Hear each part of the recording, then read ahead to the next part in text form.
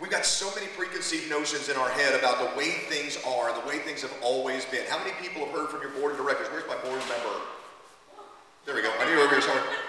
Right? Now listen, God love them, but we hear so many times from our board members, from our volunteers, from our membership, even from our own staffs, even from our own families sometimes. Oh, well, you know what, this is the way we've always done it, so that's the way we got to do it again. Right? Why? Why do we have to keep doing the same thing we've always done? Okay? It's time to start doing things a little bit differently. I know that there is a huge, huge trend right now in chamber world. We're all talking about Sarah Sladig's book. How many people haven't bothered to read it yet? Raise your hands if you haven't read the book. I told you I'm going to do things differently. Okay? Go get the book and read the book. It'll take you about 6 minutes. It's short. Matter of fact, read the first half, put the rest of it away because she repeats everything in the second half that she said in the first half. It's a great book. Okay? Go read the book. It'll take Sarah Sladig's The End of Membership as We Know It. Grab it, read it, and then put it aside. Guys, things are changing, and that's okay. Change is good as long as we're ready to change with it, as long as we're ready to grow with it, as long as we're ready to get something out of it. Okay? So when I say we're going to bash a few cows, I got to tell this story. I wasn't going to tell this, but I got to tell this story real quickly because I know I've got a couple extra minutes. We're sitting yesterday in Jefferson Parish meeting with Todd Murphy and some of his folks, and we're talking about a membership campaign. And at one point I said, you know what? We're not afraid every once in a while to punch a nun in the mouth. Yeah, I know. It was just, I don't know, it just came out of my head. I'm thinking, you know, that's outrageous. Who on earth would ever think of that? It's something different. Holy cow, I grabbed his attention. Everyone's like, whoa. Not 10 minutes later, he's asking me, by the way, because I had stepped out for a second, he asked me when I came back, he says, by any chance were there 2 young girls in Catholic schoolgirl outfits out there? And I obviously froze, because there's a whole lot of ways I could answer that question, and I thought, I don't know where we're going with this, let me let this one go. He says, yeah, my daughters are coming over to help me stuff some bags, and you know, they're like, holy cow, can I just retract the whole punching a nun in the mouth thing? Because that might not have gone over real well, and I apologize for it. Guys, stop it. Stop taking ourselves too seriously. Stop being ruled by what we used to do and start thinking about things as open books. We can change all the rules. We're the ones who have the power to do that in our communities. We can change the rules. We can change the game. And when we do that, our communities get stronger, our people get stronger, our chambers get stronger, and heaven knows our businesses in our community get stronger, and that's what this thing's all about. So we want to go in and talk a little bit today, if I can get there, about something that is near and dear to our hearts: recruiting, engaging, and retaining members, right? At some level, I'm going to ask you, which of these is most important? Matter of fact, just show of hands real quick. If you had to pick one of these three things to focus on: recruiting, engaging, and retaining your new members. Think about this for a second. If you think recruiting is the key, if that's the one we should be focused on, raise your hand nice and high. Really? Okay. How about engagement? Not bad. And retention? Okay. Looks like the winner is retention, but not by a whole lot. Engagement is pretty strong, and we'll challenge you. We're going to do this poll again here at the end of the session, and I want to see if your thoughts have changed a little bit and ask you why. So we'll talk a little bit about that as we go forward. Okay. First off, I learned a long time ago, when you give a presentation, tell them what you're going to tell them, then tell them what you have to tell them, and then tell them what you just told them. So we're going to go back to the very basics and start off with the objectives here. The first thing that we want to do today, we want to talk about how to build what I call a strong value proposition that you can grow with. One that's not going to be, well, this is the way we've always done it. One that is flexible, one that's going to move and grow with you, with your community, with your particular set of circumstances, strengths, weaknesses, etc. Okay? Number 2, we're going to talk about why it's so important to build what we call a culture of engagement. Okay? A culture of engagement. I think everybody can already figure out which way I'm going to go on that poll, right? So we're going to talk a little bit about that. And finally, how to build a retention plan, or what we like to call an engagement plan, that's going to be specific to your Chamber of Commerce, to your community. Fair enough? Good deal. Good deal. And oh, by the way, I should do this real quickly because I didn't do it earlier and I apologize. When I say we, Membership 180 is not Jay. Membership 180 is Jay and my partner Annette Medlin, IOM. So she was kind enough to join me, and we'll be helping out a little bit later and jumping up, so just so everybody knows. Hi, Annette. so all together on the count of 3, we're going to finish this phrase, okay? If we keep doing what we've been doing, 1, 2, 3. If we keep doing, we'll keep getting what we've always got. Basically, what everybody just said, paraphrasing, if you keep doing what we've been doing, we're going to keep getting what we've been getting, right? Everybody agree with that? Really? I'm going to challenge you. Stop it. Stop it. If you believe that if you keep doing what you've been doing, you're going to keep getting what you've been getting, you're not paying attention to what's going on out there. And I'm going to tell you right now, we got to open our eyes, okay? If we keep doing what we've been getting, we're going to get less and less and less over time. Why? Let me tell you this. Let's just talk about this from a marketing perspective. We want to market to our new members, to our prospects, right? If we keep doing the same stuff we've been doing, it's going to become less and less and less effective than it ever was before. I don't know. I haven't listened to enough radio here in Louisiana. I tried, but I haven't done enough yet. But somewhere on your radio dial in your car right now is playing a commercial. And that commercial says something along the lines of, "Oh, friends, it's the best time ever to buy a brand new Toyota right now and only at..." Where's your dealership? Who is it? Who's the guy that screams at you all the time in your communities? Now all of a sudden everybody knows what I'm talking about, right? Who's that dealership who screams at you, "It's the best time ever to buy a brand new whatever, only right here. Your hometown dealer," right? And what do we do when that commercial comes on? Change the channel, turn the volume down, we do something else. We tune it out regardless, right? Why? Yeah, you know what? We're getting better. We're getting better. About a year and a half ago, when I said that, when I brought up that question, the answer was, well, because it's obnoxious, it's annoying, I can't stand his voice, it's loud, it's all these things. All of a sudden, now we just started getting more sophisticated. I've started to see this more and more the more I talk about this. It's not because he's obnoxious, it's not because it's annoying, it's not because he's loud, it's not because he's yelling at us. It's because it's a damn lie. Right? Everybody okay with that? It's a damn lie. How is it possible that this is the best time ever to buy a brand new Toyota, only at Toyota of Greer? How is that possible? Last week you told me was the best time ever to buy a brand new Toyota, only at Toyota of Greer. And guess what you're going to tell me next week? Same thing. Same exact thing. So how can we possibly believe you? How can we possibly believe the advertisements? Think about your favorite ads. Think about your least favorite ads. They're the ones that you don't believe anymore because you know it's spin. You know it's paid advertising. You know that they bought that actor. You know what? I see Tommy Lee Jones walk out there like a man with a gun to his head talking about reverse mortgages, and I'm like, are you kidding me? I mean, are you kidding me? Tommy Lee Jones is starting. What on earth have we come to? Are we supposed to believe that Tommy Lee Jones is getting himself a reverse mortgage for his mom?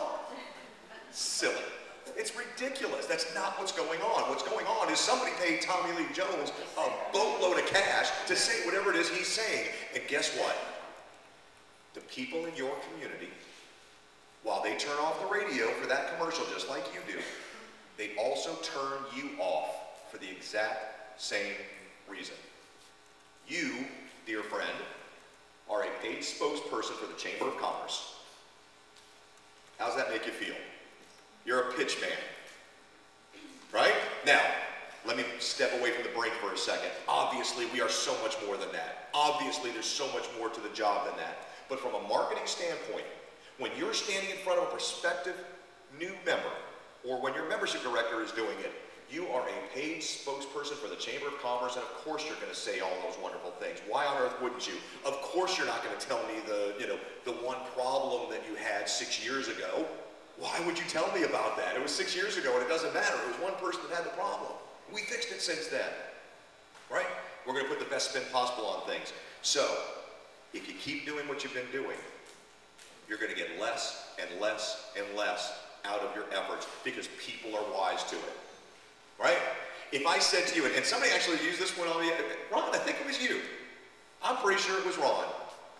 Said something to the effect of, well, you know what, there's this, method that I heard the other day that I kind of liked a lot. Listen, I could do this on Thursday or I could do it on Friday. Which would be better for you?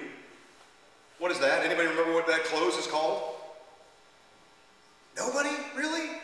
Oh man, that's good stuff. How many people have been in sales, like long-term sales in the past? There we go, there's the issue. We don't have a whole heck of a lot of long-term sales folks out there.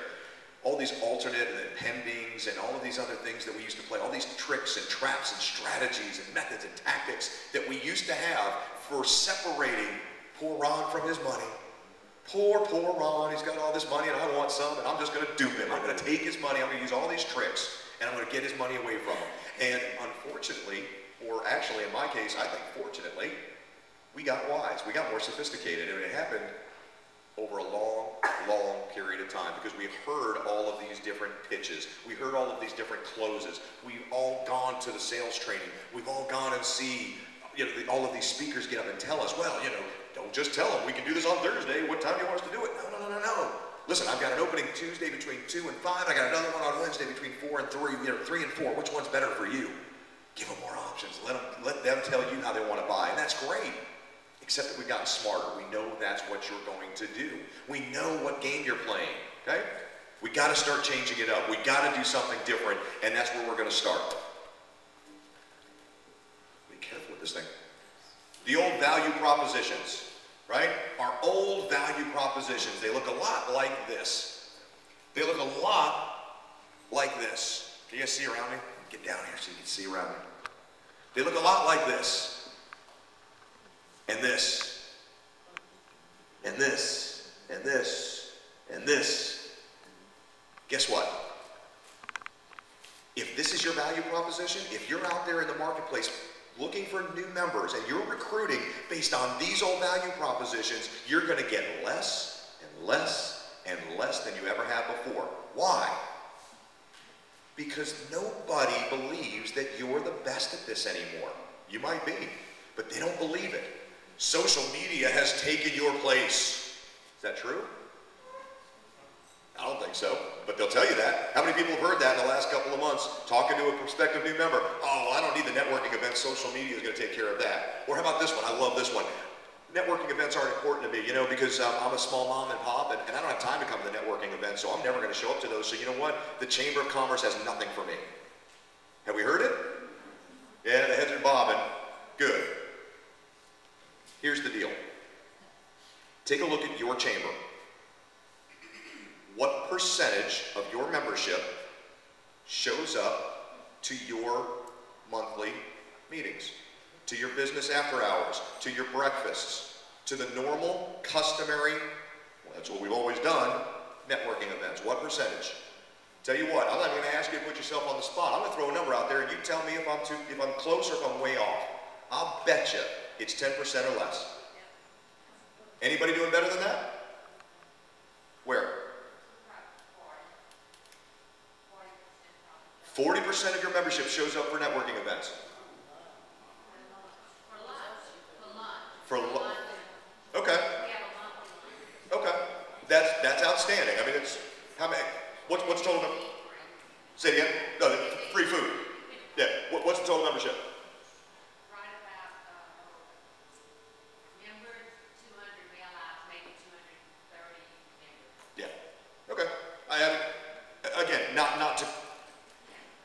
That makes some sense. Larger chambers, anybody over 8%? That's not. Smaller chambers, anybody even close to 40%? Even close? That's remarkable. Great job. Like 43 you said percent, give or take? That's remarkable. Ribbon cuttings. I'm not even going to ask the question because you all just laughed at me, so I'm not going to bother asking the question. It's 5% or lower, and in most chambers, it's 2.5% or lower. We're like 2 people. Right? Annette ran a chamber.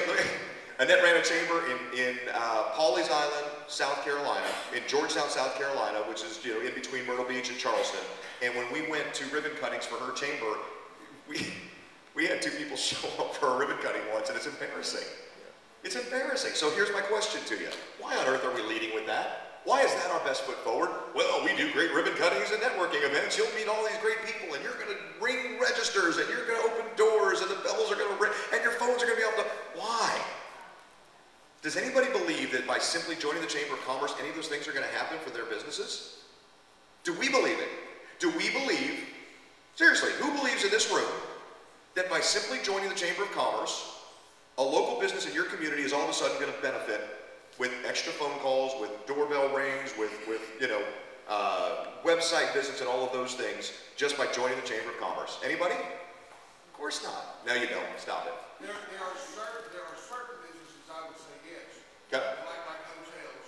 Okay. Because we do have people who call and ask for those references. Okay. But for the majority, for the other 99% of our members, not a darn thing. Okay, that's fair. That's fair. Hotels are a good example. Restaurants are probably another one. Yeah, absolutely. I'll go with that. Very, very minimal. So roughly 1% of our business might get something just by signing up. So we need to start thinking about a new value proposition, because the old value proposition, we do great at parties, makes us nothing better than cheap hacks and event planners. And that, doggone it, is not what we are. It's not what we do. Anybody in here who's in the event planning side of things? I know there was one that I heard back in the back. Raise your hands, event planning folks. Please, please, please, please, please, don't you dare misunderstand me.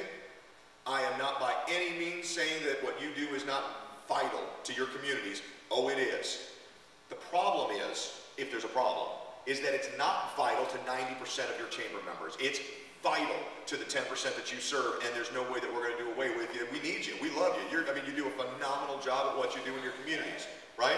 The events are important, but they're not what we're going to lead from when we're talking value proposition. They're not what we're going to lead from when we're talking about how do we bring new members to the table. Because guess what? If you show up at my door and you say to me, Jay, I want you to join the Greer, South Carolina Chamber of Commerce, and here's why.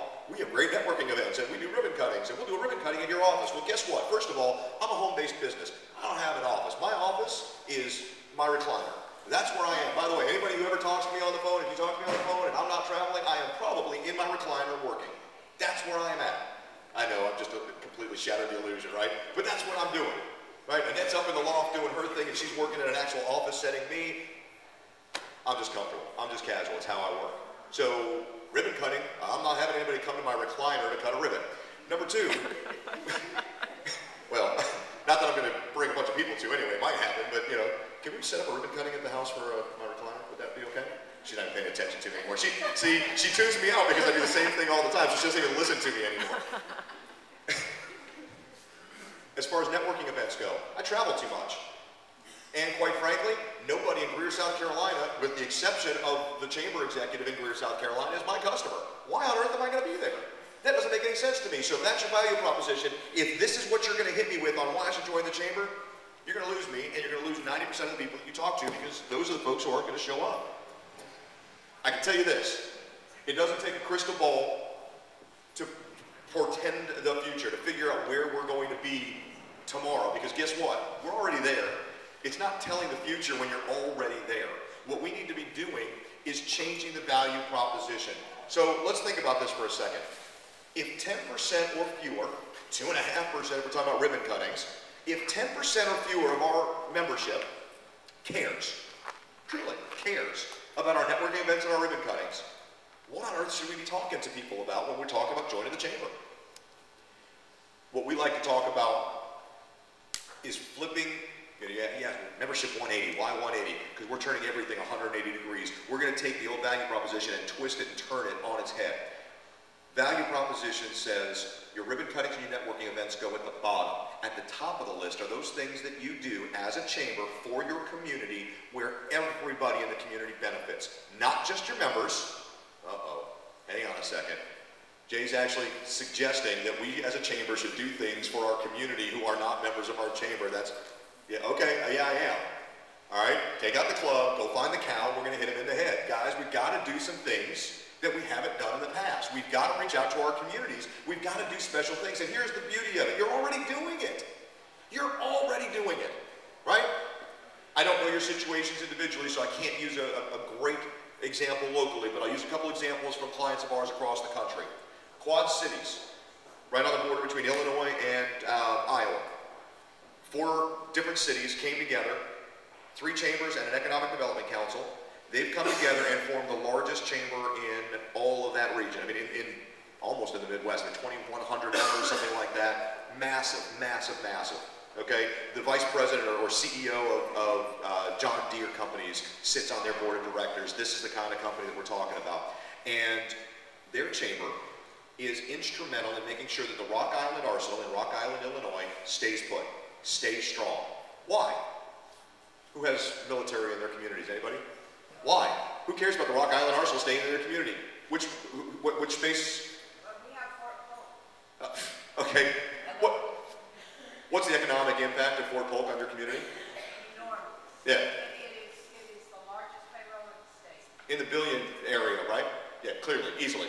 And I can tell you that because every community that we work with that has military in it, it's $1 billion, billion with a B, $1 billion economic impact or higher in their communities. If that thing goes, guess what?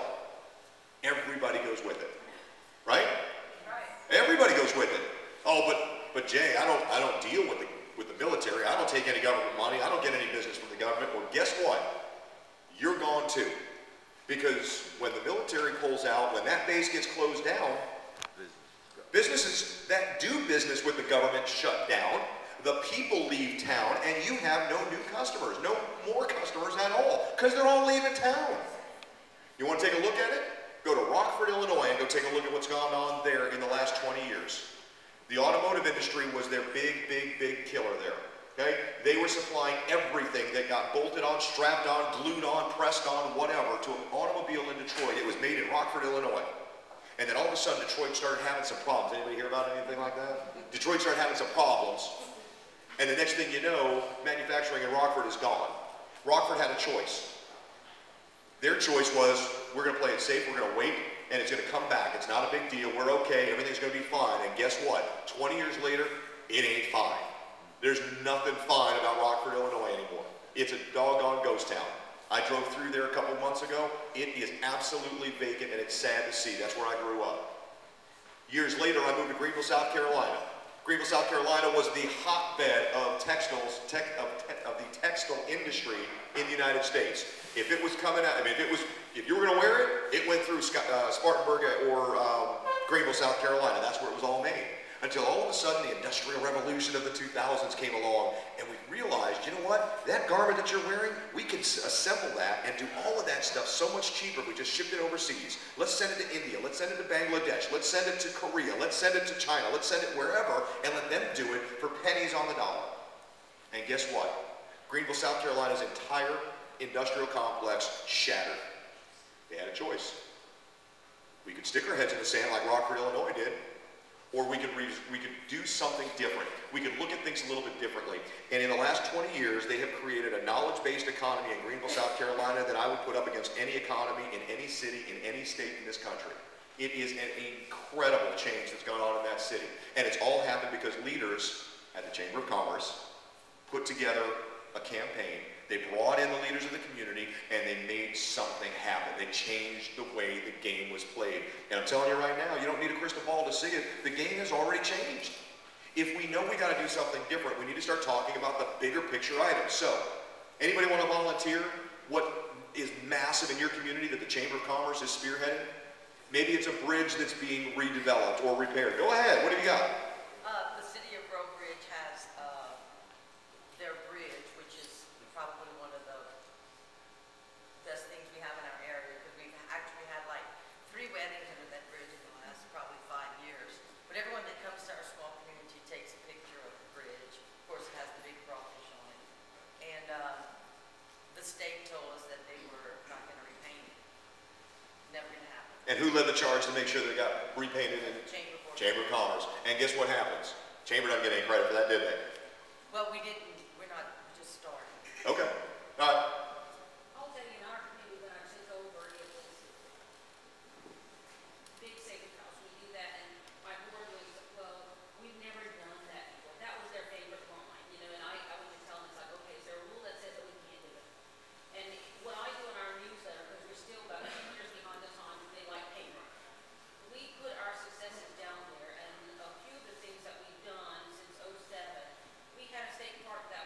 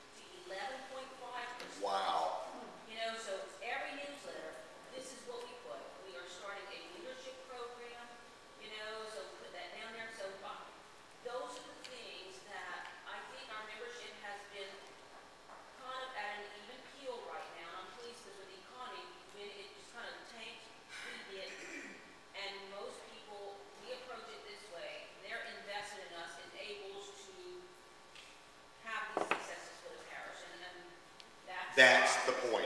That's the point right there. It's those things that we do that we may never get credit for, or maybe we will, probably not. We may never get credit for.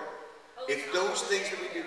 Well, and you just said, you lead off with it in every newsletter, and that's phenomenal. And I'm going to tell you, there are a lot of chambers out there that would be scared to death to do that. Oh, well, we don't want to take the credit for it. We don't want anybody to get angry with us. We don't want to. And your board is just, well, no, don't do this, don't do this, don't do this. We can't do that. We don't want to be the bully. We don't want to be the ones taking credit for it. We didn't do it all alone. Guess what? Just out of curiosity, do you know what the economic impact of that project was? Do you know what it brings to your community? I don't. No. Go look at it, because I'm telling you something, that's what you need to push. Everything you're doing is dead on. There's one little piece that I would add to it, and it's that economic development. It's that economic impact piece. I will tell you what we're working on now, and we're doing it behind the scenes, because our parish is, I hate to offend people, we are a male-dominated society, and as a female with the chamber, I am merely just the secretary. Of course. So what I've learned is, we do things quietly behind the scenes, and we let the big boys all get on public. Everybody all together, what are we going to tell her? Stop it! Stop it! No, you know what? I'm not going to let you finish that. Stop it. That's ridiculous, and you need to stop that. What we're doing right now, very quietly behind the scenes, we are working with our police. Sorry, I couldn't help myself. And we do not have an economic developer for the parish. We are so behind the times, and we are getting so close to this. And if it means that we work behind the scenes and we let the big boys all pump up, we will do that. And once it does, honey, I am going to blast this all over the place. Because we have worked with them, and I think that it's gonna become reality, so I think it's cool. Share, you know what? Share the credit.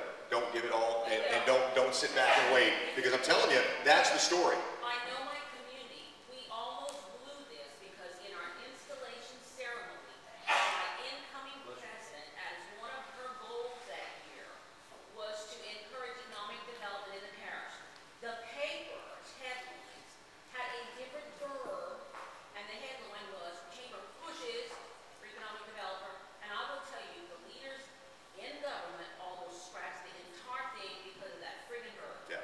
So Yeah. I know my community. No, I get you. Still after, but not now. I get you. So that's Absolutely. all. Hang on, April. Yes, this is before my time at the chamber, but the Louisiana Parish Chamber of Commerce brought in Grass, was very, very instrumental in bringing Grass Pro to Louisiana Parish, as well as. Yeah, but that's a tiny little project. That probably didn't mean much to your community. Well, and let me tell you, they haven't joined, even after all that. I don't. No. That's not what I said. What? That's not what I said. I didn't say, gosh, that's a tiny little project. It probably didn't affect your chamber. I said that's a tiny little project. That probably didn't affect your community. What's the effect on your community? Substantial. Okay, do you know? Okay, now hang on a second. I'm gonna put you on the spot because I can do that, and because I'm sending, and because I'm giving you a scholarship to Institute, so you're gonna be able to answer this differently next year. What's the economic impact? I can get the numbers, but they're out of my head. All right, well, but April, that's the story. That's the story. The story is, here's what we did. They're not even chamber members, and here's what they're doing in this community, and guess who brought them here? That's the story. Our friend Doug Peters in Fayetteville, North Carolina says, we do the things people think just happen. And it's true. That's what we do every single day. The things people think just happen. That's it. Listen, when we go out on membership call, we talk about the fact that the value of the membership in our chamber is $48 million. We saved the last plant with $12 million worth of salary, and if the dollar rolls 4 times in the community, it's $48 million. You're going to spend the money in your business and other business. That's what we're doing. That's it. I mean, that's the thing. Listen, we are the voice. That's huge. We are the voice for business in our community, and we're going to fight tooth and nail to make sure that we do everything we can to help you, whether you're a chamber member or not. But we want your support, and we think we deserve it. How powerful a message is that? And you know what? On top of that, on top of all that, we do great networking events and ribbon cuttings and all those other things if you're available for those kinds of things. Oh, and by the way, we got a phenomenal committee that you might be absolutely perfect for because you just said it, you're interested in economic development or membership or, right? All those things are important. They're just not the most important thing. They're not what we're going to lead off with. They're not our best foot forward. That story is your best foot forward. You could not tell a better story in your community than that story right there. And once you get the numbers memorized, that's... They all see the growth around it, though. So Yeah, but you know what? But you know what? They all hear the radio commercial too. So, you know, they might see it, but that doesn't mean that they associate it to you, and that doesn't mean they're giving you any credit for it. That doesn't mean that they find any value in the Chamber of Commerce because of it. We have to tell our stories, and guess what we are miserable at? Terrible. We're terrible. Chambers of commerce across the country, and it's not just here, and it's not just you folks, it's all chambers across the country with very, very few exceptions. We're terrible at telling our stories. We're going to talk about that in a little bit. Guys, that's a solid value proposition. Here's what the Chamber of Commerce is doing in our community, for our community, every single day. Annette mentioned Doug Peters. I'll tell you one more quick story about him before we move forward. Doug Peters, we had a membership campaign there in Fayetteville a couple of weeks back. During the campaign, we get there, and this was just before sequestration was about to hit. The weekend before, right? We show up, we're doing the event, and sequestration hit immediately after the event, basically. Actually, I take that back. It happened while we were there. It actually happened while we were there. Doug, we asked everybody, so what were you doing on Saturday? What were you doing on Saturday? And all these volunteers from all across the city said, oh, well, I was playing, you know, Little League with my kids. Oh, I was at the store working. Oh, I went away on the lake and I did this, and this. Awesome. Doug, what did you do this weekend? Guess what he said? I spent 4.5 hours at Fort Bragg, busting my hump, yelling, talking, screaming, begging, pleading, whatever I could with the commanders on the post, with the media, with members of the community, just trying to figure out what we can do to help, because sequestration is about to happen and we need to make sure that we're ready for it so that we have a response. 4.5 hours on his Saturday, that's what your chamber executive was doing. Guys, there are a number of stories every one of you could tell about things that you couldn't go to, events that you had to miss, weddings that you couldn't attend, graduation ceremonies that you couldn't be at because you were doing something so much more valuable, so that you were so much more passionate about for your communities. Those are our stories. Those are the things that are going to set us apart. It's those things that we go without to make sure that our members and our communities don't have to. Those are our stories, and those are the things that we need to be talking about. That's where we need our focus to be. Second piece of the puzzle. We need to build what we call a culture of engagement at our chambers. Can everybody read that from the back? I just think it's cute. The boss says we need more of what the management experts call employee engagement. I don't know the details, but it's something to do with you idiots working harder for the same pay. Gilbert says, is anything different on your end? He says, I think I'm supposed to be happier. Guys, engagement is the key. I just gave away the poll at the end, didn't I? Engagement is the key. We have to build a culture of engagement in our organizations. Why is engagement the key? Why engagement over retention? Engagement is retention. Engagement leads to retention. If I know for a fact that Dawn is engaged, I know for a fact Dawn's coming back unless she just flat out cannot write the check. Right? And chances are, if she's really engaged and she flat out can't write the check, she's going to cancel something else before she cancels the chamber membership because she's passionate about it. It's about creating a culture of engagement. When I say a culture of engagement, I'm not talking about, well, did this member show up for business after hours? Did they show up at this event? Did they show up at that event? Did they come to the annual meeting? Did they participate as an ambassador or a diplomat or you know, whatever the case may be? You know, guys, engagement might be for that person. Do they open our emails every single week? Guess what?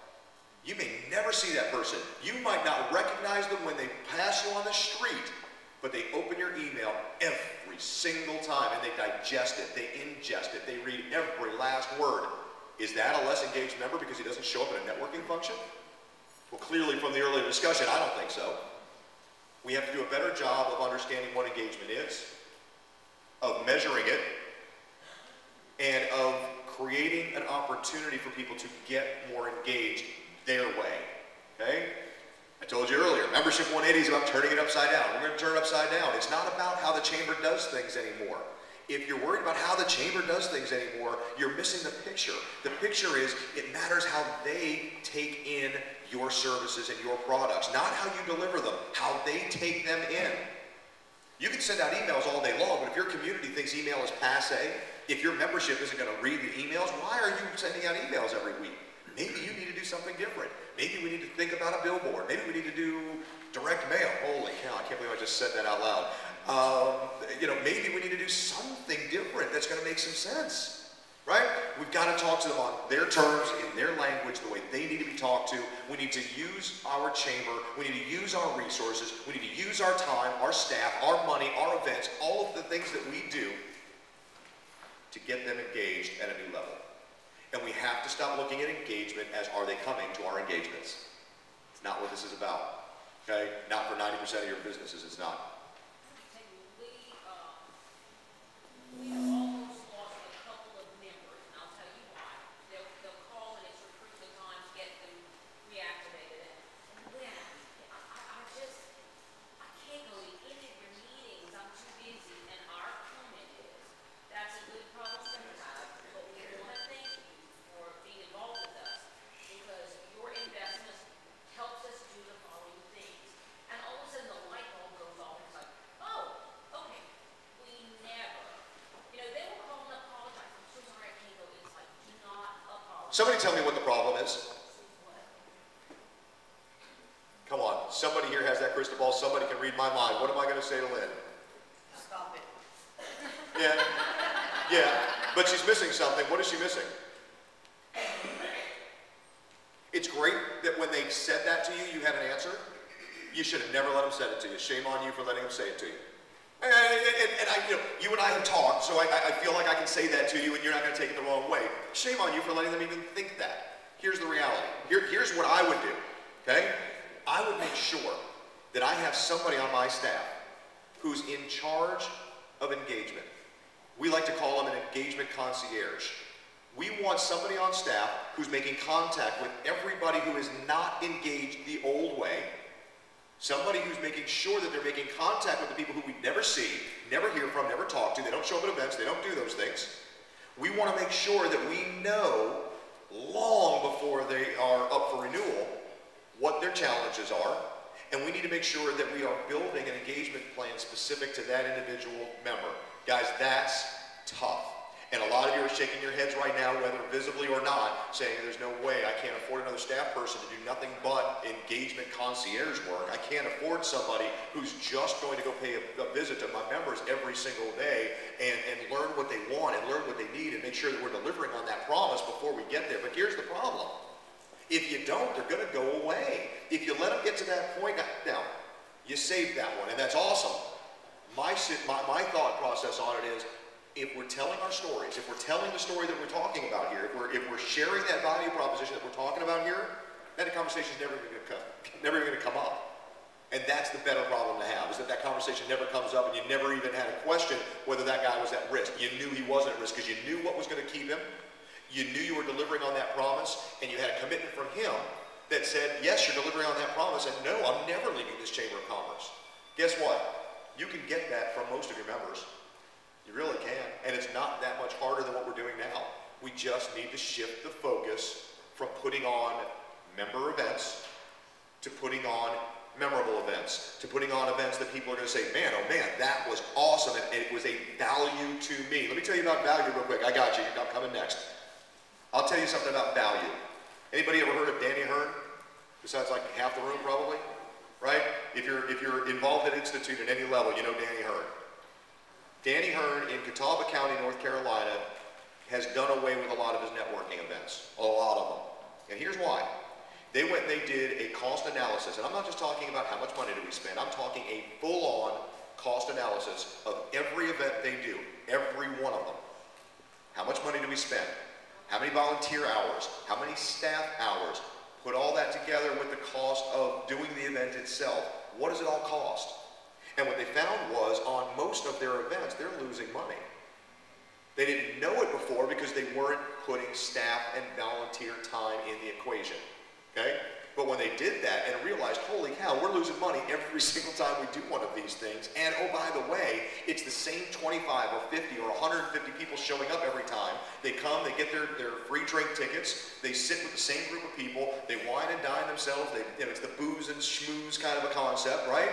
And very little business gets transacted. A bunch of people, the really aggressive salespeople types start throwing their business cards around. But what you find is, in most cases, it's salesman to salesman, right? It's not B2B, it's S2S.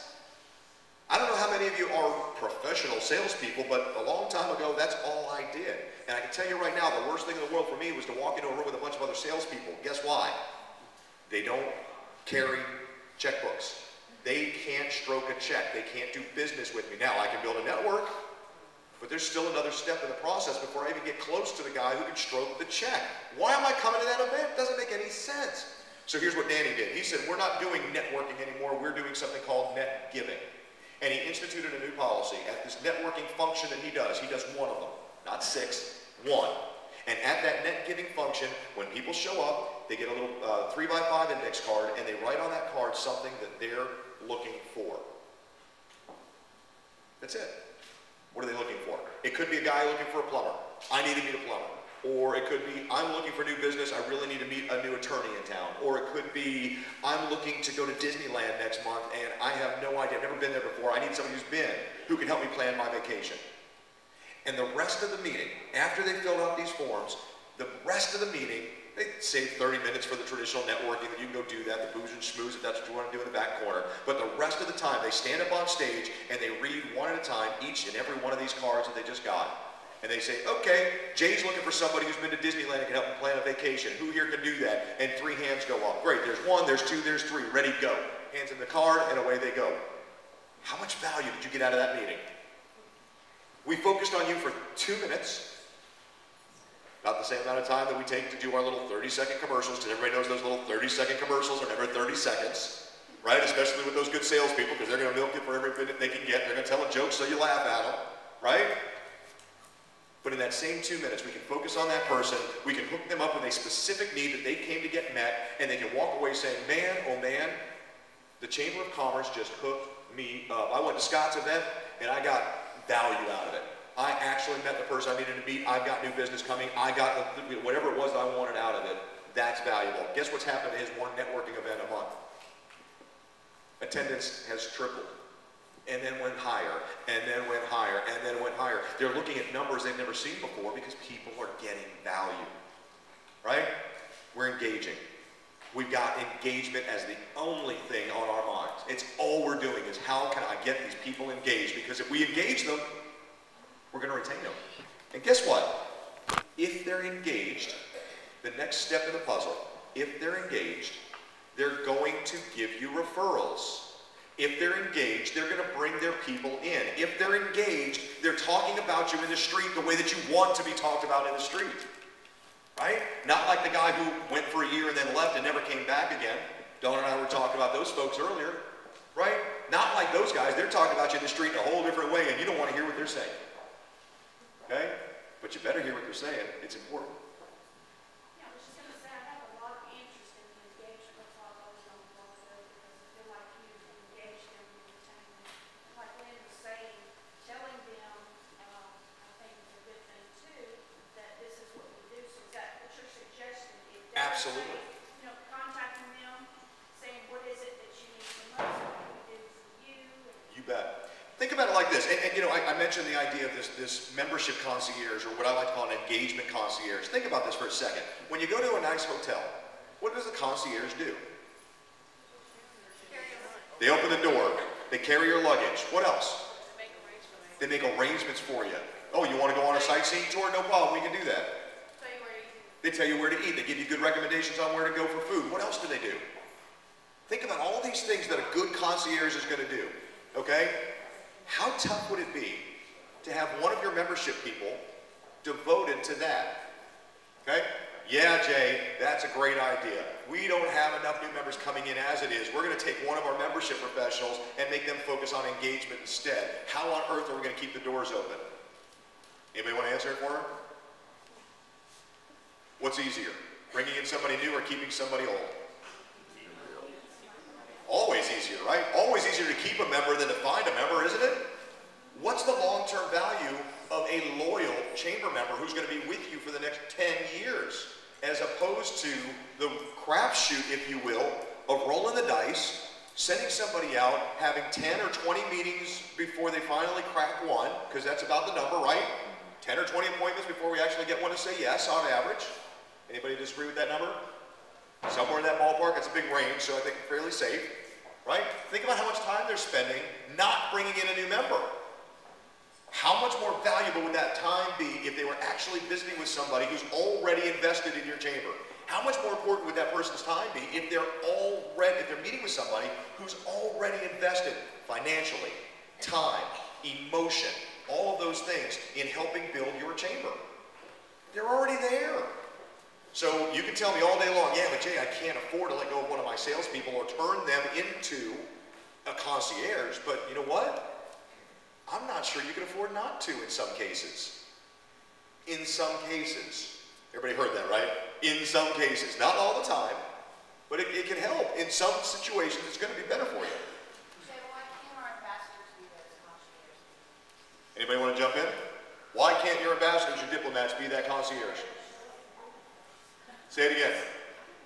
Sometimes they barely show up for reading. They're volunteers. They're volunteers and they've got another job. You don't have the time to commit to this. This is a full-time job. This is a commitment. I mean, to do something like this, and again, I'm not saying this is right for every community. I'm just saying this is one of those things that we might want to look at. This is one of those sacred cows that might need to be clubbed over the head. It might not make sense to carry 2 or 3 membership professionals whose sole job is to go out and recruit new membership. We might want to take one of them and move them to an engagement position. We might want to think about things a little bit more strategically, that's all. Right? I'm not telling anybody to go fire anybody. I'm just telling you to evaluate your staff and evaluate your chamber and evaluate the situation and take it back to your board and say, hey, what if? What if? Right? I would tell you one of the very first things that I'd be looking at in deciding whether or not I wanted to do this, I'd look at my retention rate. What's my retention rate? Who was it? You and I were talking. And I mean, Dawn said my retention rate's 92, 94, 96. Guess what? I think Dawn's doing a pretty good job. I'm not sure that Dawn needs to change what she's doing. She may differ. She may think differently. She knows more about what's going on there. But how many people here are under 70% retention? Really? How many people are under 80% retention? 85? Oh, see, that's the problem. I said 70 and I didn't see any hands go up. Then I said 80 and I got one of these little... Put your hands high in the air. Who's below 85%? There we go. Right?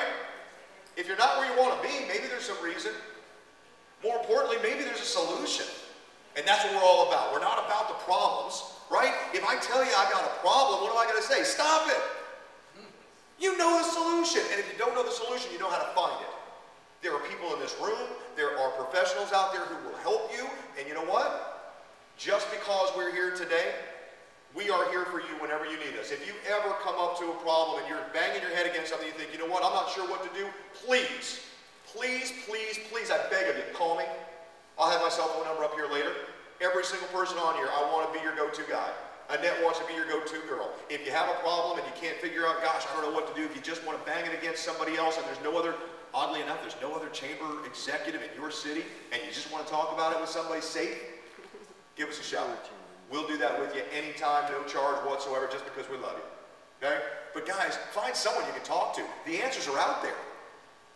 And it's not hard. The problem is that we're not thinking, I hate this phrase, you know what I'm going to say, right? We're not thinking outside the box. We're thinking in that old dynamic. We're thinking in that, well, it's the way it's always been done. That's the way we've got to do it. Well, stop it. Stop it. If you get nothing else out of me being here for the next 2 days, take stop it back home with you. And start incorporating it in everything that you do. Because I'm telling you, those old ways, those old methods, those old thoughts, those old lines of habit, that's all they are, is old. Stop it. It's time to move forward.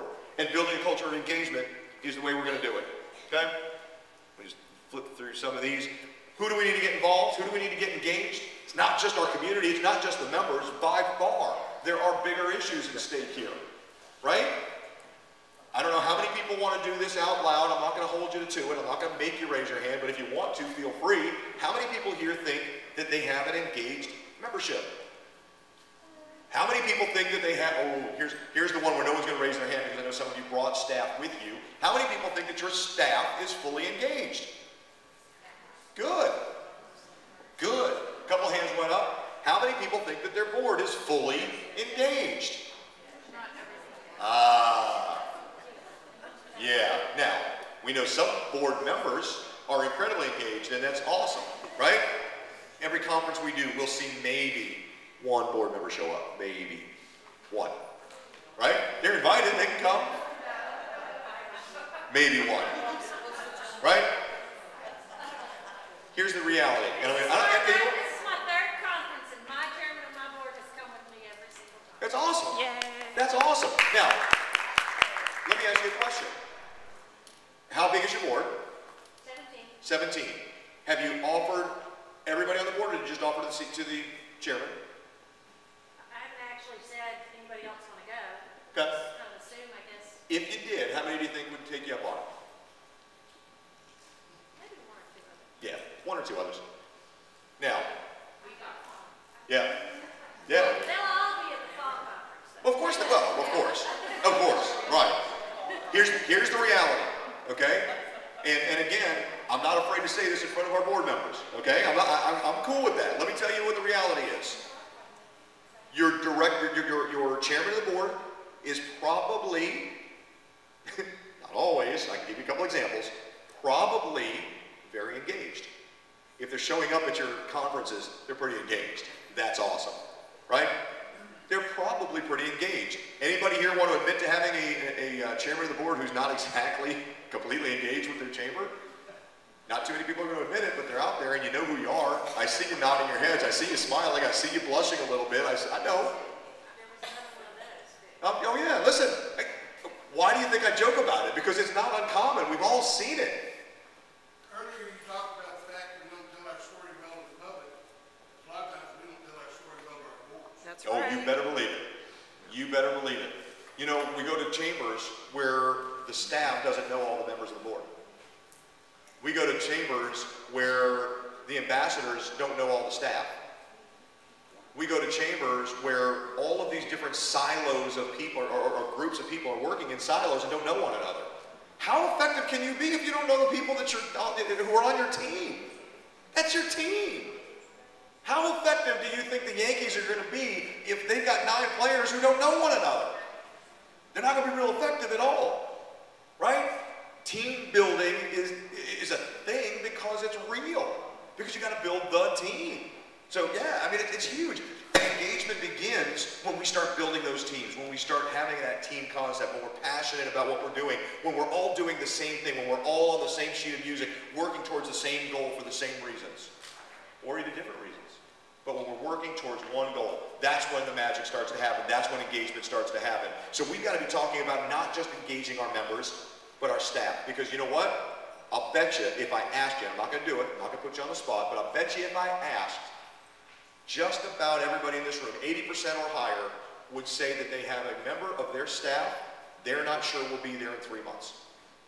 I'll bet you 80% of you right now can identify one member of your staff that you're just not sure if that person will be here 3 months from now. Okay? Anybody doubt my 80% number? Because I'll take the poll if I have to. But I'll bet you it's accurate. Your board of directors, right? Your board of directors. How many people have boards that are 50% or more resume fillers? Right? Everybody knows what I'm talking about, right? Resume fillers. The guys who are on the board, the ladies who are on the board, because it's a doggone thing on their resume. It looks real good, and that's why they're doing it. They're not passionate about the chamber. They don't even know what you do necessarily, but they're there, they fill a seat, they show up occasionally. Once a month, Well, maybe. You know, they might not even make all the board meetings. as long as they write a check, am I right? Are you? Yeah, I'll talk to you again next year. Are you? No. Yeah, you and I are going to have to put the gloves on and talk later. I don't know that I would agree with that statement. I don't know that I would agree with that statement. You know what, guys? There are some things money can't buy. There are some things more important than money. And with a board of director member, I think there's a lot that's far more important than the money, personally. The money's good. especially at that level. It can't be. It can't be. So that board engagement, how on earth do we do that? Well, maybe that's as simple as making sure that we've got a fantastic board development committee who's making sure that we're bringing people on who understand and are passionate about the cause. People who are there to do the work, not people who are there because it's great on their resume, right? How many people have bloated boards? Either too many people, way too many people who are underperforming as board of directors members and things along those lines, right? For our board folks, guys, take a look at your boards. You know, it's our job as the director, as the chairman of the board, to make sure that they get it. It's our job as executives at our chambers of commerce to make sure that our boards are working at an efficient level. How on earth can you work at an efficient level if half of the people on the board are not engaged? We've got to figure out what's going to engage them. We've got to figure out what's going to engage them and get them engaged or get them off the board. Wow. Did he just say that in front of board members? Sure did. Guess what? I'm not scared. I'm not on any of your boards. I'm okay. Your volunteers are probably your most engaged in your chamber. That's a problem. If you don't see that as a problem, see me afterwards and I'll yell at you for an hour until you figure it out. Your volunteers should not be the most engaged people on your, in your organization. They're volunteers. If your board and your staff are not more engaged than your volunteers, something's wrong. There's your yardstick. Everyone wants to, how do I measure? How do I know? If your volunteers are the most involved people, the most engaged people at your Chamber of Commerce, you got some work to do. Not saying it's impossible, but you got some work to do, and those are your priorities. Okay? We got to build these things up. Your community leaders. Are your community leaders champions for the chamber or fighting the chamber? Different stories in different communities, right? So, here's another challenge for you. And I'm going to, like I said, I'm going to challenge you all day long, all week, or during the conference. Here's your challenge. How many people here say that your community leaders are at odds with the chamber as opposed to being champions of the chamber? Okay? I challenge you, for those of you who raised your hand, the 3 of you that raised your hand, and for the 8 of you that didn't but should have, or more, I'm going to challenge you to come up with, in the next 48 hours, a solution. I'm not saying it's going to work, but I'm going to challenge you to come up with a solution. What can we do to get these people on our side? What can we do to make sure that they get it? Okay? Annette will tell you a story about how she went to her community leaders who had not joined the Chamber of Commerce in her community, and they were staunchly against joining the Chamber of Commerce. All of them. We joined Myrtle Beach. We're not joining the Georgetown County Chamber. Even though they were in Georgetown County, we're going to join the Myrtle Beach Chamber instead. So finally, Annette said, you know what, enough's enough. This is ridiculous. Cover your ears. This is bullshit. Can I say that? Is that okay? Oh, what? Okay, sorry. Ron, I apologize. I told you. I'm sorry. I did warn you ahead of time, right? I did tell you that I might drop 1 or 2. I'm sorry. It won't get worse than that, I promise. But here's the thing. She got tired of the games. She got tired of the nonsense. She got tired of just, well, it's the way it's always been. Those guys are never going to join. And she said, you know what, we're going to do something about it. So what did she do? She called a meeting. And she said, guys, not bringing my membership professional. I'm not bringing any membership kits or any membership materials. I'm not here to talk about membership. I want you to tell me what's wrong with my Chamber of Commerce so I can fix it. And she sat down with how many of them? 9. 9 guys who were there to punch her in the mouth. All men, I think, right? Yes, men? Yeah. for a solid hour. Yeah. 1 hour of being punched in the mouth by 9 different guys, telling her everything that was wrong with the Chamber of Commerce. And guess what? None of them joined the Chamber of Commerce. But guess what happened? All of a sudden, she knows what's broken in her Chamber of Commerce. She knows what one of those broken links in the chain of engagement were, and she's able to fix them. And guess what? Eventually, now, she left the chamber before it could happen.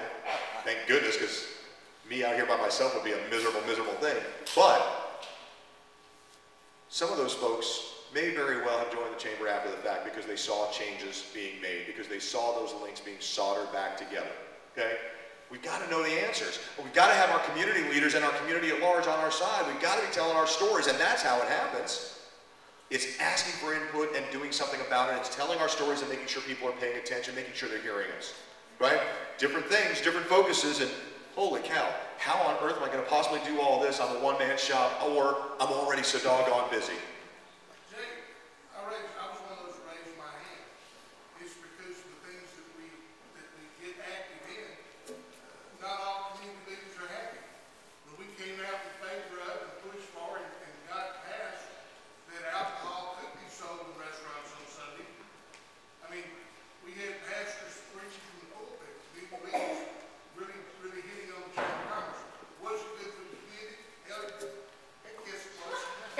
Sorry, Ron walked out. We're good. But, and, you know, if you're not doing anything, it's bad. If you do things, you're not always gonna make everybody happy, and you have to weigh the pros and cons. Guess what? I'm gonna break a little news to you. You guys ready for this? You can't be all things to all people. You know, when you're working, yeah, I know, right? Heck, when I'm done, I say, well, why on earth even try? If I can't be everything to everybody, I'm out. Here's the reality, right? When you work at the benefit or for the benefit of your business community in your town, in your city, in your region, in your parish, the other stuff is just less important. And I'm sorry, don't take that as a slam against the pastors who are up in arms about it. But guess what? That's not who you serve. That's not who you serve. You serve the business community. And you know what? If the pastors disagree with it, that's fair. And you got to know that going into the fight. But that's not your fight. You know, if it's better for business, if it's stronger for the community, if it's better, then someone's going to get hurt. There's very, here's a little truism for you, right? There are very, very, very few win-win-win situations out there. You know, win-win I thought it was, Jay. No, it's win-win-win. It's probably win-win-win-win-win-win-win-win. Because there are so many different constituency groups and so many different points of view on every single topic that you never know which way you're going to go. You know, you never know which side of something somebody's going to be on, and there's probably 16 different viewpoints on what you've done, and 15 of them are against you. But the one you serve is the one that matters. The one you serve is the only one that you can worry about. I mean, you know, if you can worry about the rest, great. But if it comes down to, hey, it's this or that, you know, what are you going to do? You've got to serve those folks who are paying your salary, and that's the members, right? So don't be afraid of doing something just because you know you're going to get some opposition if it's the right thing to do. You know, a lot of people talk about, well, you know, should we get involved in politics? Should we get involved in policy? Should we get involved in all these different things? Tell you what, it's real simple. And there was a great conversation being started on the, I think it was on the ACCE LinkedIn group earlier this week, if I remember correctly, talking about, you know, well, how do you determine whether or not to back policy or political, you know, candidates or whatever? And I think the answer to it is pretty simple. You make that decision when you poll your membership and ask them what they think. And when your membership says, we're behind this, then so is the Chamber of Commerce. And you've just got to decide what's the threshold. Is it 51%? Is it 60%? What, you know, where are you going to be on this thing? If it's real controversial, you might want to go to 75% before you get behind it. You know, you as the executive and your board of directors may be the ones that have to make that call. But that's the simple answer. You know, you got to do what you got to do. At the end of the day, guys, as executives, as the chamber executive, it all starts at the top. Everything starts with you. Board development, recruitment, engagement, retention, and all of the things that we're talking about, building this culture of engagement, everything that we're discussing, it all starts right here with the people in this room. And without you making the change, it's not going to change. Your board of directors is not all of a sudden going to snap to attention and start showing up for every meeting. Your staff is not all of a sudden going to say, oh, holy cow. You know, Lynn went to a great meeting in Crowley, and now all of a sudden we got to pay attention and be more engaged. Right? Your volunteers are not going to do anything different if you don't lead the charge. Your community's not going to know any better if you don't tell the stories. Your communications director can't get the stories out if you don't tell them, hey, listen, it's great that we're on Facebook all day long. It's great that we're posting, come to the event, come to the event, come to the event, come to the event. But guess what? We're instituting the 80-20 rule on that stuff today. 20% of our content is come to our stuff, 80% is more relevant. 80% of our content that we push out, 80% is going to be our stories. It's going to be what we're doing in the community. It's going to be talking about one of our members. It's going to be celebrating one of their successes. It's going to be doing something that builds value and engagement and trust and all of those things that begin to form when we have a culture of engagement. When we stop being shills, when we stop being shills and start being advocates. That's the difference between engagement as our focus and recruitment as our focus. We've got to stop talking about come to the event, come to the event, come to the event, because A, we know only 10% of our own members are showing up for it. What percentage of the community at large that sees our stuff is going to care if only 10% of our members are showing up? We've got to talk about the bigger picture issues, and guess what? When we do that, we're going to get more shares of our information on the Facebooks and the Twitters and the LinkedIns. We're going to get that. Viral is the wrong term because none of what we do is going to go viral, but it's going to be bigger. It's going to be shared. It's going to be promoted by more people. Make sure that we're tagging people in our pictures on Facebook and things like that, because then more people see it. More people respond to it. We get more shares. We get more likes. We get more. We get more. We get more. We need a bigger footprint. Our community at large needs to hear about us. And they're not going to do that if they're not members of the chamber and getting our newsletters, or if they're not following our fan page on Facebook to make sure that they're getting all of this wonderful information about the next great event that we're pushing out there. Okay? We got to do things differently. We got to do things smarter. If you don't know how to get, if you're not getting engagement on Facebook and on Twitter and on LinkedIn and all this other stuff, if you're not using video in your social media push, please find some time during lunch, sit down with me, let's talk, I will get you there. It's simple, you just got to know how to do it. Problem is, chamber executives didn't grow up with this stuff. We don't know what we're talking about, we don't know what questions to ask, we don't know what we don't know, and we don't know how to use it properly. If you're not getting engagement, if people aren't clicking like or share or making comments on your posts on Facebook, come see me afterwards and I'll fix that for you. But that's how you broaden the footprint. That's how you get the community at large hearing your stories. Because guess what? The community at large is getting younger and younger and younger every single day. And the younger they get, the more digital native they become, right? Digital natives, those are my kids. My kids never knew a phone that had a cord attached to it, right? My kids never knew that you had to, at one point, actually leave the couch to go change the channel on the television. And they sure as heck don't remember that push-button cable box on top of the TV set that made that big clunk sound every time you had to change the channel, right?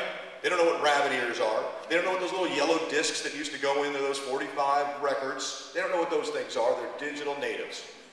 And that's who your community is today. That's who they're becoming if they're not already there. Okay? We've got to start communicating with them at a different level, and it starts with you. Nobody's going to do it if you don't set the tone. If you don't say, we are changing on a dime, we are turning 180 degrees, there it is again. Sorry. I'm not going to pitch you, but I'm going to sure mention the name. We're turning 180 degrees today, and we're focusing on engagement. That is the thing that's going to make us stand out. That's the thing that's going to make us community leaders. That's the thing that's going to keep people engaged and retain and help us recruit, and everything all at once is that engagement piece, and that's what we're going to build, and it starts with you. Who's in it? Who's ready? Let's go. Yeah? Woo, I love that noise.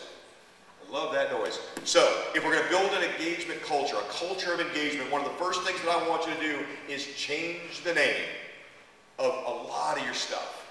Well, let's just use an example. How many people have a retention plan or a touch plan in place, in writing, ready to rock and roll? How many people? Raise your hands nice and high so everybody can see. Come on, hands up high. Retention plan, engagement plan, anything? Yeah, a handful. Okay? Everybody who had your hand up, turn to somebody else. Turn to somebody who does not have one, raise your hand. Who does not have one? If you don't have one in writing, raise your hand. If you're, no, keep them up, don't cheat on me, keep your hand up. If you see somebody sitting next to you who has their hand up, smack their hand and point at them and say, no. Stop. No. That's a bad chamber executive. No. Stop it. Guys? Here it comes again. Man, oh man, I came to this conference and Jay gave me 18 days worth of homework. It'll make you better. It'll make your chamber better. It'll make you stronger. It'll make your community better. Put it in writing. When we talk about building a retention plan, I want to change the name forever. I don't ever want to hear about a retention plan ever again because we know retention isn't the focus. We need an engagement plan. What are we going to do? What are we willing to do to make sure that our membership, that our board, that our staff, that our community, that our leaders, that our mayor, that our whatever is engaged with this Chamber of Commerce? What are we going to do? Guys, if it's not the most important thing going on in your chamber right now, I can't imagine what is. I really can't. Because this is the future we're talking about. This is what's going to lead us into the next decade. We've got to do it. We've got to figure out what things do we need to change. And it might be just that simple. Stop calling it a retention plan. Start calling it an engagement plan. All of a sudden, you're fostering a culture of engagement. People are seeing that word all over the place, and they're starting to understand it. They're talking about it, and they're building upon it. And the passion can grow off of that one word. Off of that one word, people start to get it. People start to coalesce around it. It's rallying around the cause. Okay? We're changing everything. You're not changing much of anything. You're changing the focus. You're just shifting your eyes to the side and paying attention to the one thing that's going to lead you into the next decade, to the next 2, 3 decades as all of this stuff happens. Okay? What else can we get rid of? What can we do? What can we do to clean up? What can we do to downsize? What can we do to focus? Because that's all we're talking about is focus. What can we do to focus on engagement? Anybody have any suggestions that they're doing right now? What are you doing to focus on engagement in your communities? Yeah. Trying to get what? More news in the paper. Let me ask you a question. How are you doing? When you say I'm trying to get more, what are you doing differently today than you were doing before to get more? Okay. Okay. Right. Okay.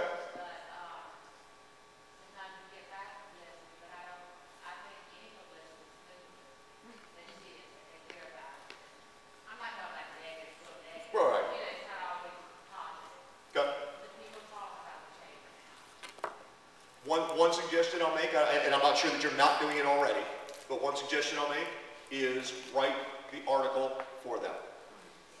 Your press release should be what you want. I mean, don't give them bullet points. Don't give them, well, here's kind of an idea.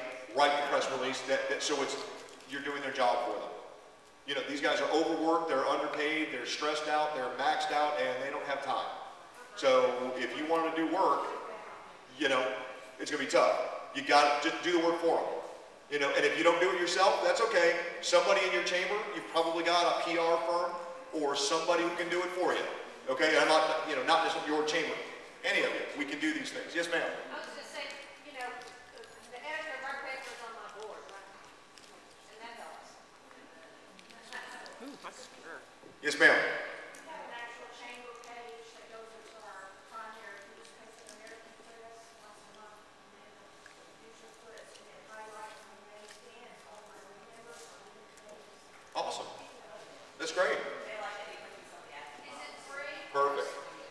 Well, no, we sell the ads a lot. We're about to increase to a 2-page color spread with every movie on. Well, we're going to talk a little bit later today as well about some non-news revenue ideas, and I've got one for you from the world of media that I think will be interesting for you.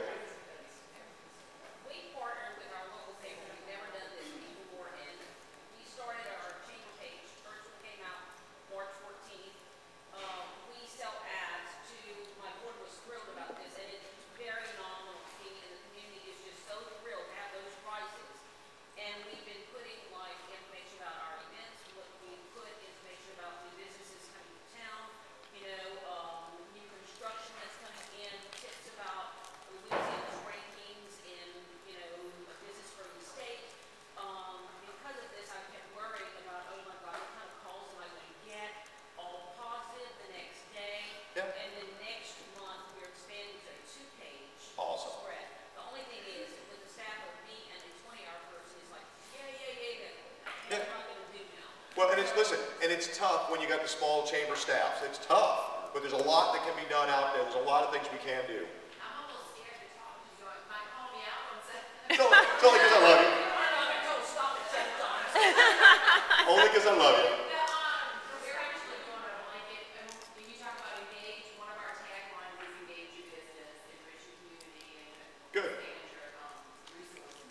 And that's what we use, but we actually, our ambassadors are going out to every member who has renewed and bringing them a packet and saying, this is what we do, and it does not focus on network. Good. And I told them over and over, stop pushing networking, because we go at about 20%.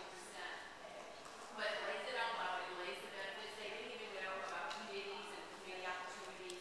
So all those things that they never even knew, to some of our members who had never been engaged in any capacity, are now, they're having the packet drop off to them, and everybody's going to visit, and it is hard. Yep.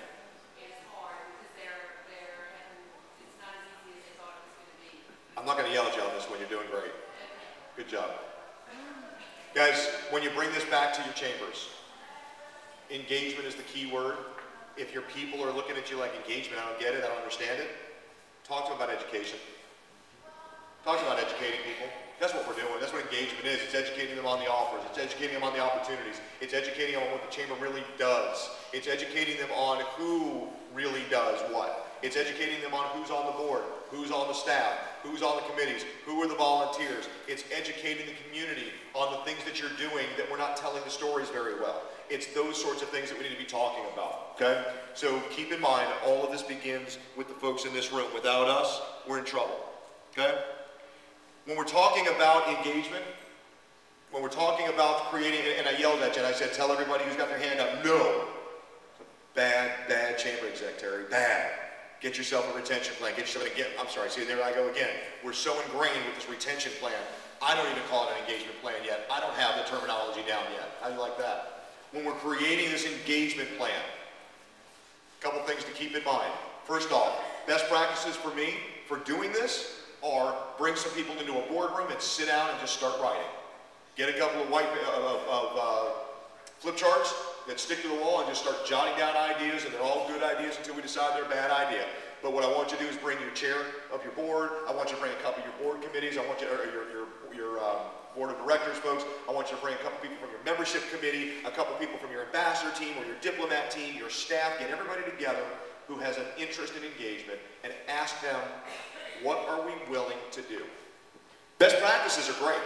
I can tell you all day long about what happened in Beaufort, South Carolina that works for them. I can tell you all day long about what Naperville, Illinois is doing and what's working for them. I can tell you all about all of these different folks that we work with. But you don't care, and you shouldn't, because you're not Naperville, Illinois. You're your town in Louisiana, and that's what matters. You've got your own individual staff, you've got your own individual community, you've got your own individual issues and challenges and strengths and weaknesses and all those things. And when you start talking about, well, what is our engagement plan going to look like, it has to be your engagement plan.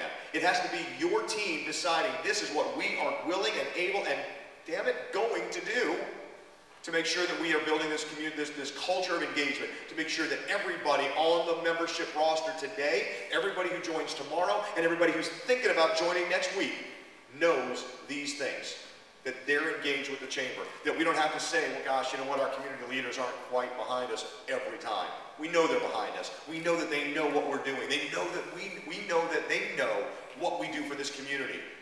We know that they know that we're valuable to this community, right? Those are the things we need to be talking about. So best practices are fantastic, but I don't care what somebody else is doing someplace else. I want to know what you're willing to do. What is your chamber willing to do? What are your volunteers willing to do? Because again, your organization is unique, okay? We got to keep these things in mind. We got to make sure, and that's exactly what I just talked about, so we can skip through that and move on. Guys, I could talk about this all day long. I am never at a loss for words. I will do this all day if you let me. So I'm going to shut up now and ask you, what haven't I covered? What do you need to know? What are we missing? What else can we help you with? I think you need to define engagement to some point and have that the group that you're talking about, because everybody does associate engagement with going to a networking event. And so having the people who are involved in that point out, engagement is, are you reading our emails? That's one of the things we actually first do we ask. Are you getting our emails? You know you can track that stuff. You know you can track that stuff, right? Yes. Okay? Everybody, is anybody not using Constant Contact? Everybody's using ConCon? Raise your hand if you're not using Constant Contact. Real high. Did you know that Constant Contact is free for Chambers of Commerce? Constant Contact is an email management tool. Okay? It will help you database all of your email contacts. It'll help you send out all of your emails.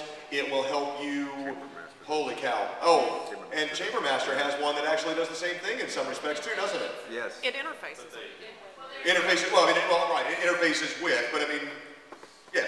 Same reports, like contact reports, that are opening emails and all, and we look at it, yeah, we have all that. Okay, so, but you integrate with ConCon, so it's ConCon's emails you're reporting, correct?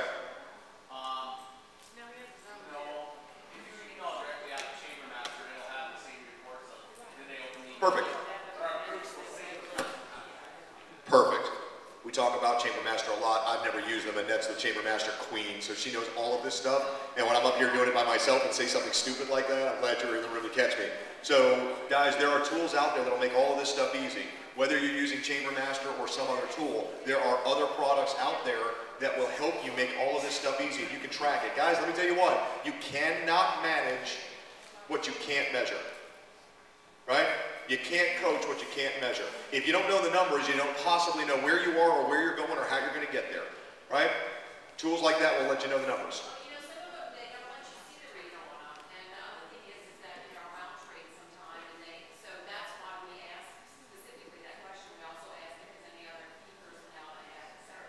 Yep. The point was, it's like, you know, what do you consider engagement? Right. So, what do we consider engagement? I would consider engagement whatever they consider engagement.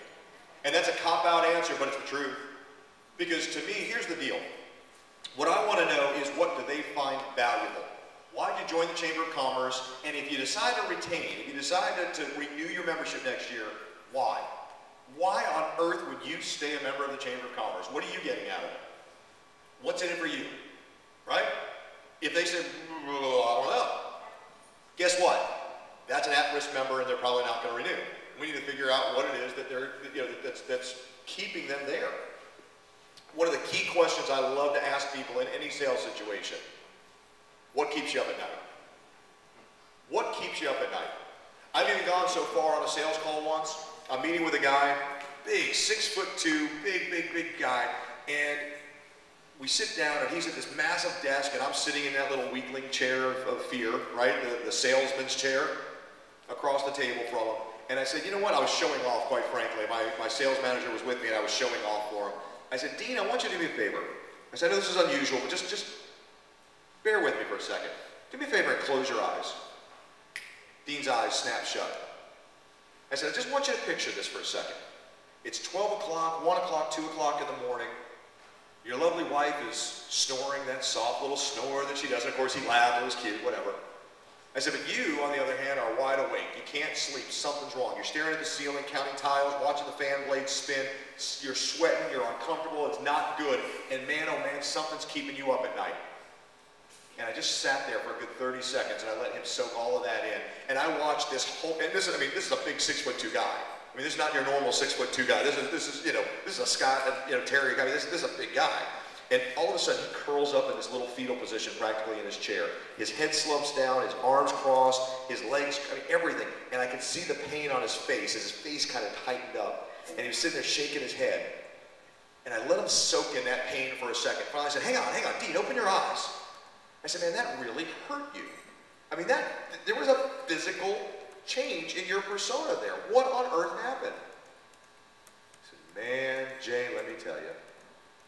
And he proceeded for the next 90 minutes to tell me everything that was wrong with his organization. Everything. Everything. And guess what? During that conversation, he told me exactly how to sell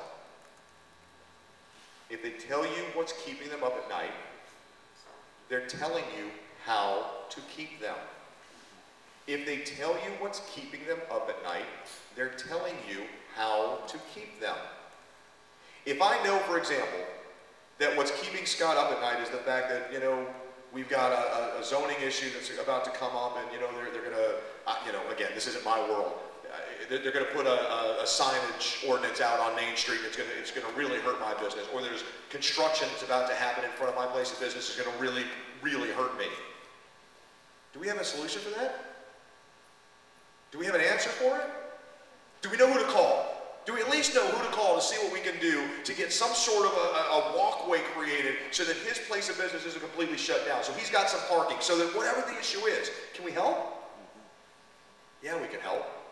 We tell a story about a chamber in Columbia. The salesperson goes out, the membership development person goes out to a restaurant that was just about to open, trying to recruit them as a new member of the chamber.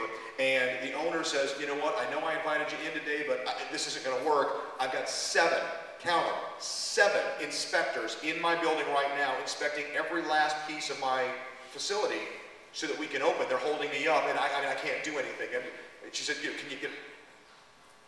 The sales rep said, well, what can I do? She says, you know what, if you can get these people out of my way, I would join right now, but I can't do it because they're here. She said, hang on a second. She turned around, walked to the front of the store, picked up her cell phone, and called her, who was it? Help me. Columbia. Who did she call? She called the political Political governmental affairs director at the for the chamber. Thank you. I'm drawing a blank on the job title.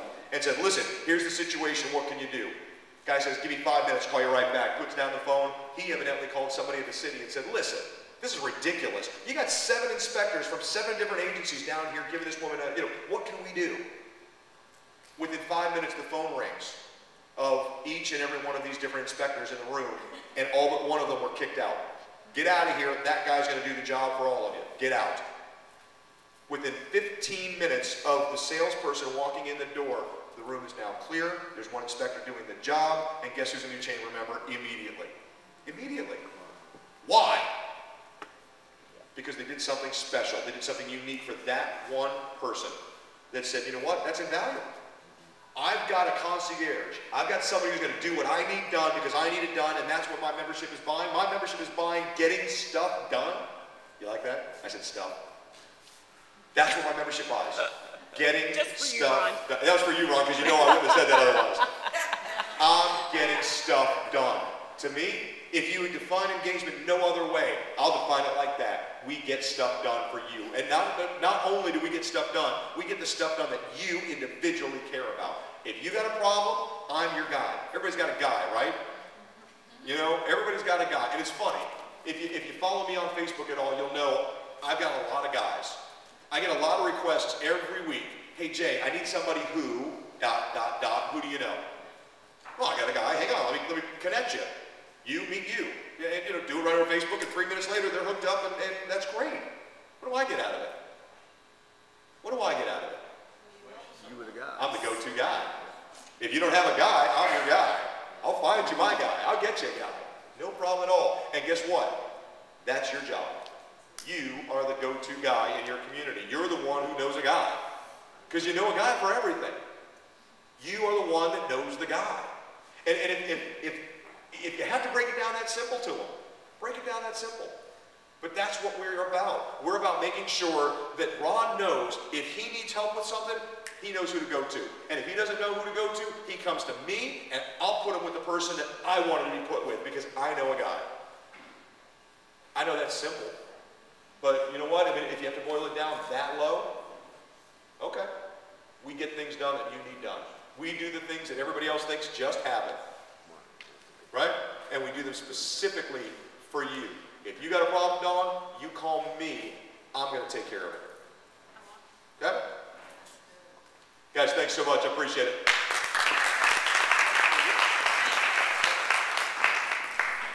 All right, guys, I'm going to encourage you.